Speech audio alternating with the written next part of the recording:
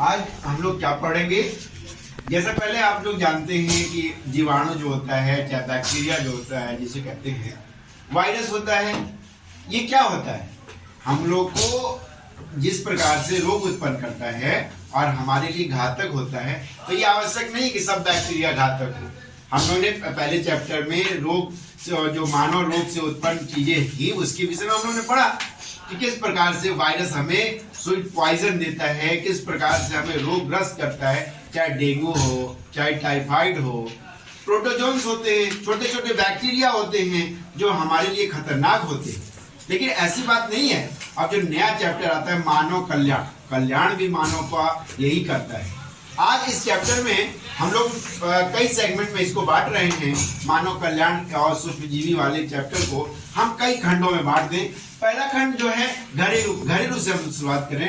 काम हम लोग करते हैं तो घरेलू चीजों को देखते हैं कि घरेलू चीजें भी उससे फायदेमंद होती है। कुछ जीवाणु जो होते हैं वो फायदेमंद होते हैं घरेलू चीजों के लिए। यदि घर से हम बाहर निकलते हैं, घर की तरफ से यदि हम बाहर निकलते हैं तो सीधे पहुंचते हैं कारखाने, इंडस्ट्री में भी ऐसी चीजों को उत्पन्न करना है हमें कि उससे फायदेमंद हो, वो फायदेमंद हो। ऐसे उत्पन्न करते, कुछ जीवाणु को उत्पन्न करना है, कुछ ऐसी चीजों को उत्पन्न करना है जो फायदा होता है।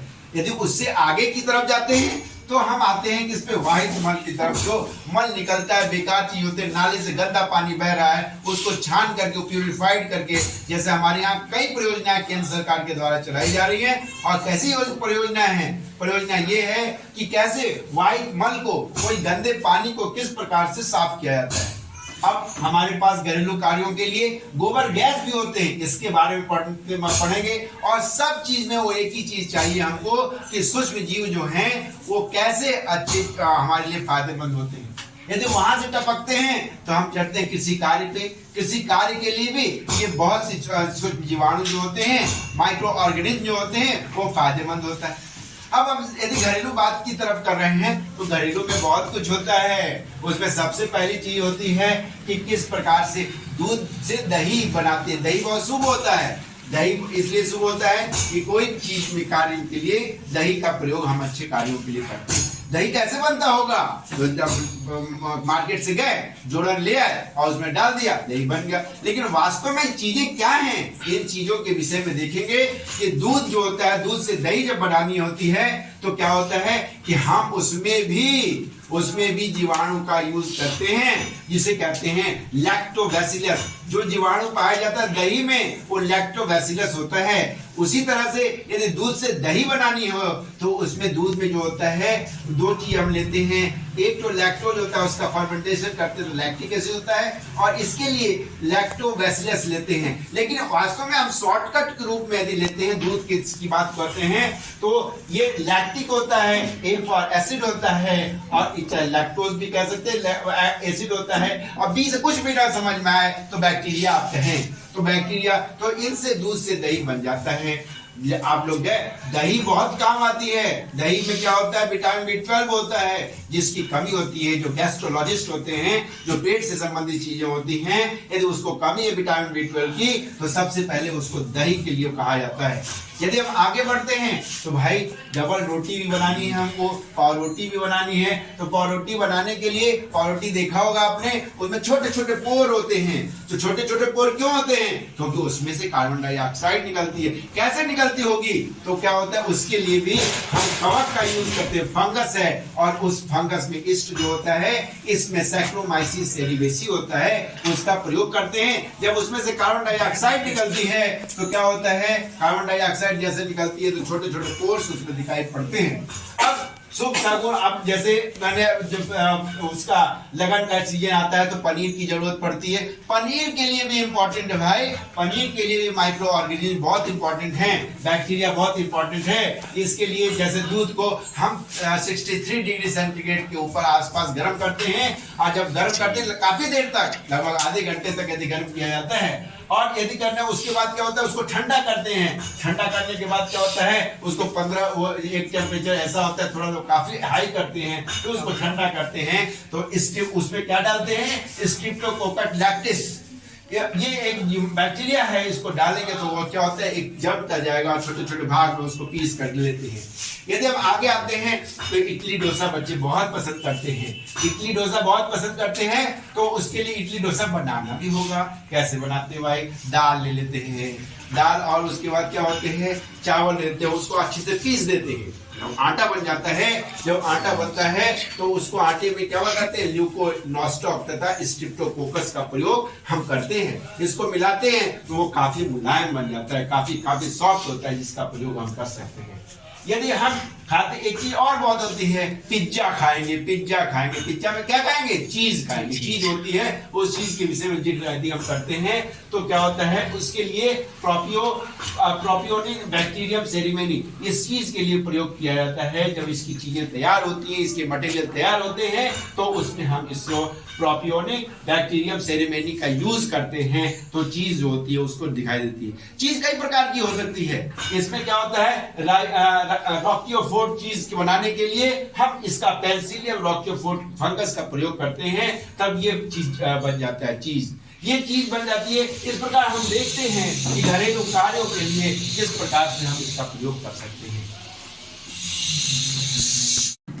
आइए अब दूसरा क्वेश्चन हम देखते हैं। यदि हम कारखाने की तरफ चले, मैंने कहा कि घरेलू कार्यों से जब व्यक्ति कहाँ जाता है, नौकरी करने जाता है, नौकरी करने कहाँ जाएगा, कारखाने जाएगा। कारखाने में क्या करना है, तो कारखाने में भैया उसमें ऐसे बैक्टीरिया, ऐसी चीजों को उत्पन्न करना जो हमारे लिए लाभदायक हो। तो सबसे पहले नाम आता है कि बहुत कोरोना काल में बहुत चीजें हमने देखी, तो सबसे पहले सरकारों ने भी एक चीज का प्रयोग किया, वो है शराब। और शराब से कहा कि देश की आर्थिक स्थिति मजबूत होती है, तो इंडस्ट्री में हम वहां इंडस्ट्री की तरफ चलते हैं। और सबसे पहले हम देखते हैं कि इंडस्ट्री कार्यों में क्या होता है। तो सबसे पहले इंडस्ट्री में वाइन इंडस्ट्री के बारे में हम लोग देखते हैं कि वाइन कैसे बनाई जाती है इंडस्ट्री में। तो सबसे पहले उसमें भी हमको बैक्टीरिया, उसमें भी फंगस की जरूरत पड़ती है। इसकी कई प्रजातियां होती हैं, तो इससे इसके विभिन्न उत्पाद बनाए जाते हैं। यदि वाइन इंडस्ट्री करते हैं तो अंगूर, जो कहते हैं अंगूर का रस यदि ले लें, अंगूर के रस के साथ यदि हम क्या करना है, अंगूर के रस के साथ सैक्रोमाइसिस सेरिवेसी